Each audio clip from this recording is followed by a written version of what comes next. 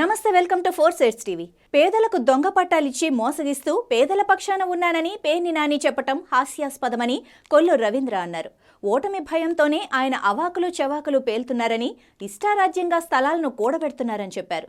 ఇళ్ల స్థలాలకు భూముల కొనుగోలులో భారీ అవినీతి జరిగిందని, అధికారంలోకి వచ్చాక వాటిపై సిబిఐ విచారణ జరిపిస్తామని అన్నారు.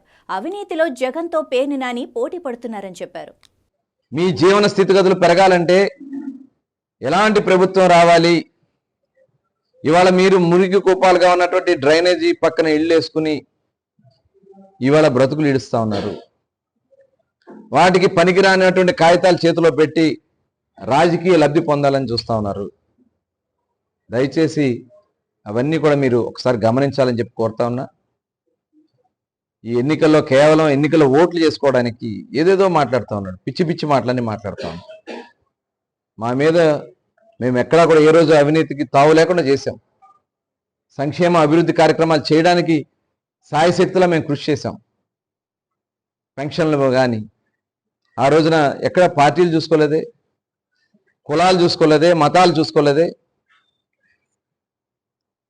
ఇట్లా మేము ఇచ్చినటువంటి పట్టాల గురించి కూడా రకరకాలుగా వేసేస్తున్నాడు. ఇవాళ నీ పేరుని తండ్రి పేరు పెట్టుకున్నావు. పట్టాలు మేము ఇచ్చినటువంటి ఆ రోజు వడ్డిరంగారావు ఉన్నప్పుడు వడ్డిరంగారావు కాలనీ, అమ్మడు బ్రాహ్మణి గారు ఉన్నప్పుడు టైలర్స్ కాలనీ, అదేవిధంగా ఇక్కడ డ్రైవర్స్ కాలనీ మామయ్య గారి టైంలో బైపాస్ రోడ్డు పక్కన. ఇవాళ నవీన్ మెట్ల కాలనీ, ఆ రోజు 2-2.5 సెంట్లు కూడా ఇచ్చినటువంటి నవీన్ మెట్ల కాలనీ తెలుగుదేశం ప్రభుత్వంలో చేసింది. రుద్రవరం ఇవాళ G+3 6,400 ఇళ్ళు. ఇవాళ ఎక్కడ అవకాశం ఉంటే అక్కడ ఆ రోజున పేద ప్రజలకు ఇల్లు ఇచ్చింది తెలుగుదేశం. ఇవాళ ఏదో చెప్తున్నాడు, ఈనాడు పేదల కోసమే పుట్టాడంట. పేదల కోసం పుడితే ఏం చేసావు పేదలకి? వాళ్ళ జీవన విధానాలు ఏమైనా పెరిగినాయా? డంపింగ్ యార్డ్లో ఉన్నారు, డంపింగ్ యార్డ్లోనే ఉన్నారే. ఈ రోజు వరకు పట్టాలు లేవే. దానికి పేరు మడిగి పెట్టుకుంటావు. పీకేఎం కాలనీ అనో లేకపోతే పేర్ని నాని గారి నగరనో. ఇంతే తప్ప ఏ రోజైనా ఇచ్చారా? మేము డ్రైవర్స్ కాలనీకి డ్రైవర్స్కి ఆనాడు ఉన్నటువంటి జేసీ గారు కలెక్టర్ బంగ్లా బ్యాక్ సైడ్, కలెక్టర్ బంగ్లా ఆపోజిట్లో డ్రైవర్స్ కాలనీ వాళ్ళందరూ కూడా గతంలో 77 తుఫాన్ టైంలో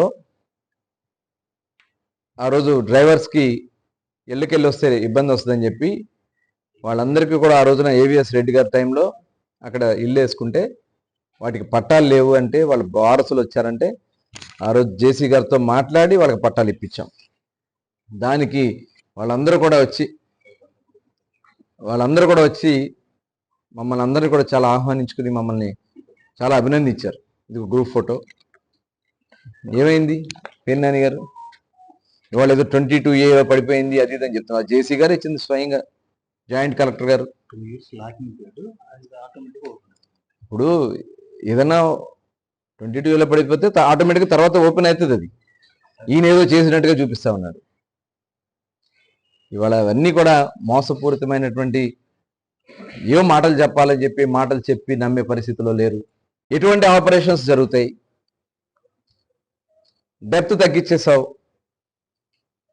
తగ్గించేసి ఇవాళ రేపు ఏమి రావు బోట్లు, లోపల షిప్లు వచ్చే పరిస్థితి ఉండదు. చిన్న చిన్న బాడ్జెస్ తప్ప. దానివల్ల ఉపయోగం ఏముంది? నిరుపయోగం. దానికి ఒక డ్రోన్స్ పెట్టి ఫోటోలు తీసి హల్చల్ చేసుకుంటున్నావు. తెలుస్తుంది, ప్రజలందరూ కూడా గమనిస్తూ ఉన్నారు. 10 ఏళ్ళు ఈ 5 ఏళ్ళు వేస్ట్ చేసావు. ఎన్నికలు వస్తున్నాయి కాబట్టి గబగబా హడావుడి చేస్తున్నావు. ఇప్పుడేదో శంకుస్థాపనలు, తర్వాత ఏదో కమ్యూనిటీ హాల్స్ అని చెప్పి దొంగ నాటకాలు ఆడుతున్నావు. వాటికి పట్టాలి? కమ్యూనిటీ హాల్స్కి పార్కుల్లో పట్టాలు వస్తాయా? ఇవన్నీ కూడా చాలా ఉన్నాయి. ఇవాళ ప్రజలందరినీ కూడా కోరుతా ఉన్నా నేను, ఈ దొంగ పట్టాలతో రాజకీయ లబ్ధి పొందాలని ఇటువంటి తప్పుడు తయారు చేసి మనల్ని మోసం చేయాలని చూస్తారు. 3 విలేకరులు చనిపోయారండి.